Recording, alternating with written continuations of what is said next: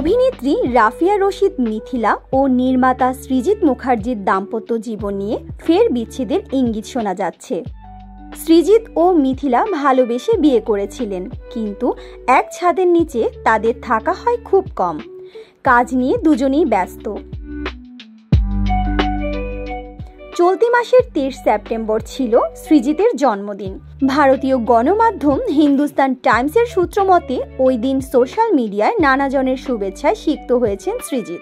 তবে সৃজিতের উদ্দেশ্যে মিথিলার কোনো শুভেচ্ছা বার্তা দেখতে পাওয়া যায়নি, আর তাতেই ছড়িয়েছে বিচ্ছেদের গুঞ্জন। এ নিয়ে তাদের ভক্তদের মনে নানা আলোচনা সমালোচনা হচ্ছে। বিয়ের পর মিথিলা তার মেয়ে আয়রাকে নিয়ে কলকাতায় থাকতেন। বছরখানেক পর মেয়েকে নিয়ে দেশে ফেরেন মিথিলা। বাংলাদেশি স্কুলে ভর্তি করিয়েছেন। কাজের সুবাদে মিথিলা কখনো আফ্রিকার তানজানিয়া, আবার কখনো ইউরোপে থাকেন। সময় পেলে অল্প দিনের জন্য কলকাতায় ফিরেন। তাদের মধ্যে এই দূরত্বের কারণে গুঞ্জন বেশি। মাঝে মধ্যেই শোনা যায় বিচ্ছেদের পথে তারা। তবে উভয় পক্ষই গুজব বলে উড়িয়ে দিয়েছেন। দুজনেই লং ডিস্টেন্স বিয়েটা বাঁচাতে চান। বিচ্ছেদের গুঞ্জন নিয়ে সৃজিত বা মিথিলা কেউই মন্তব্য করেননি। সৃজিত মিথিলার পরিচয় হয় সঙ্গীত শিল্পী অর্ণবের একটি মিউজিক ভিডিওতে কাজের মাধ্যমে। এরপর আসে বন্ধুত্ব, তারপর প্রেম।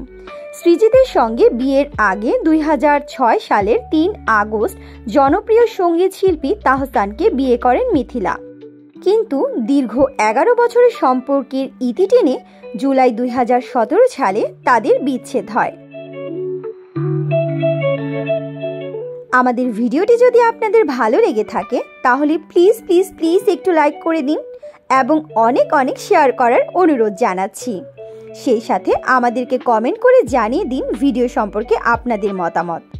এমন আরও নানা রকম তথ্য পেতে আমাদের চ্যানেলটিকে সাবস্ক্রাইব করে আমাদের সাথেই থাকুন। ধন্যবাদ।